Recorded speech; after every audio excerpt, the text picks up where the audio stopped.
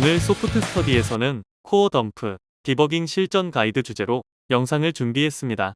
목차는 이와 같습니다.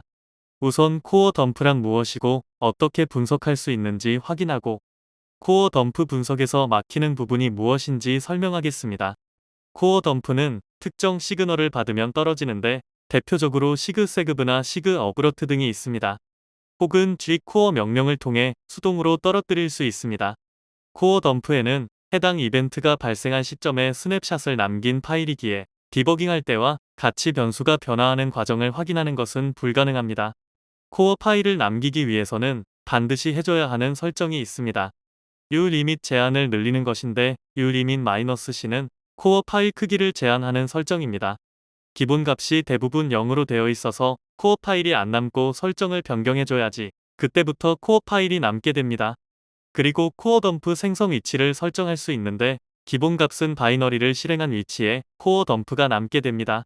GDB로 코어 파일을 분석하기 위해서는 코어 덤프 파일과 해당 코어 덤프 파일을 남기게 한 바이너리가 필요합니다.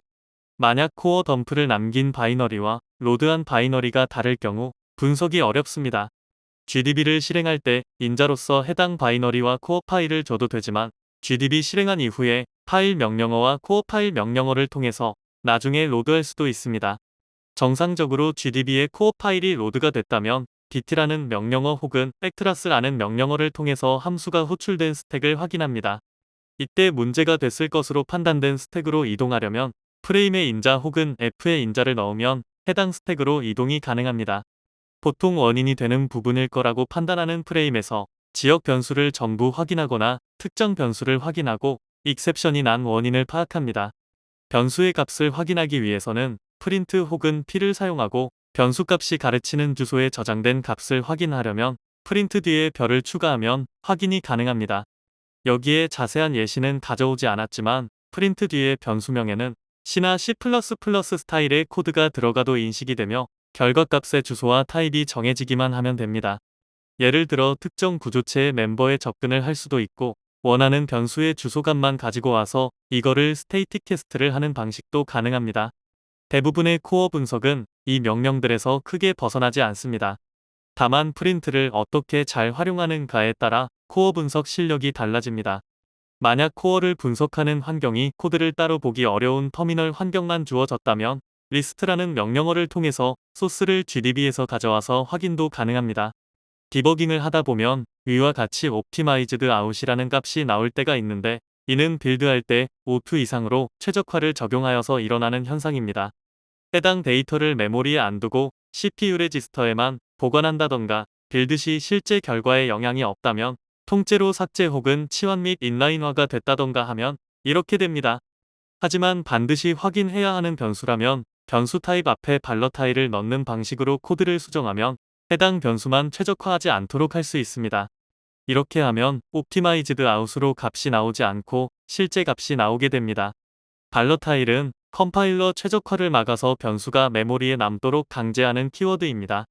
원래는 하드웨어 레지스터나 드라이버 개발에서 주로 쓰지만 디버깅 시 특정 변수가 옵티마이즈드 아웃되는 걸 피하려고 앞서 말한 것과 같이 임시로 붙이는 것도 가능합니다. 어떤 경우에는 코어 파일을 열었더니 콜 스택이 물음표로만 되어 있거나 일부만 물음표가 되어 있는 경우가 있습니다. 이에 대한 원인은 코어 파일을 남긴 바이너리와 GDB가 로드한 바이너리가 불일치하거나 공유 라이브러리가 로드되지 못했거나 혹은 코어 파일 남길 때 사용된 공유 라이브러리와 이름만 같고 실제 내용은 다를 때 콜 스택 자체가 물음표로 나올 수 있습니다.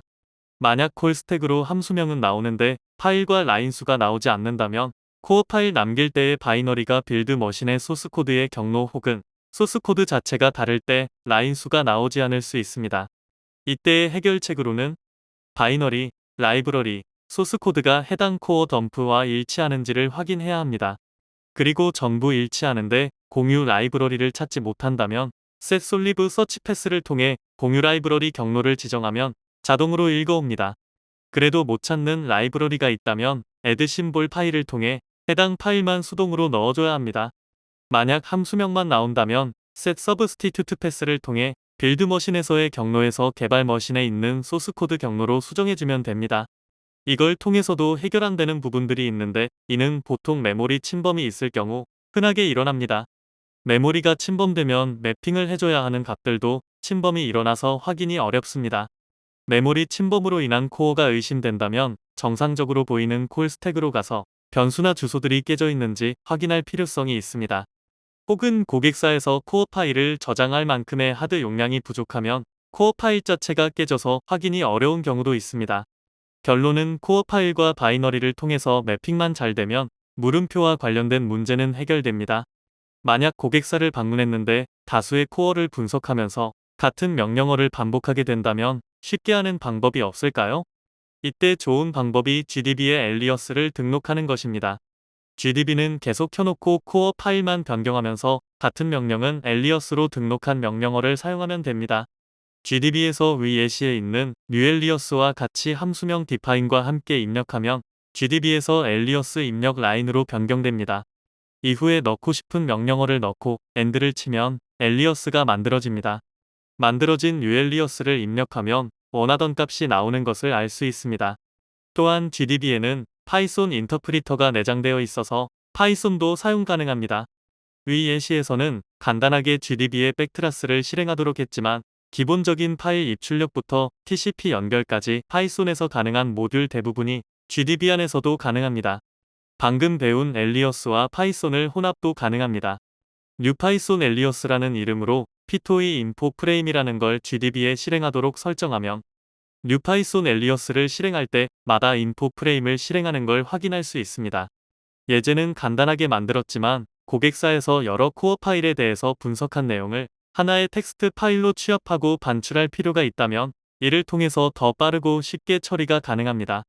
이상으로 코어 덤프란 무엇이고 어떻게 분석하고 활용할 수 있을지 디버깅 실전 가이드에 대한 내용을 보여드렸습니다. 감사합니다.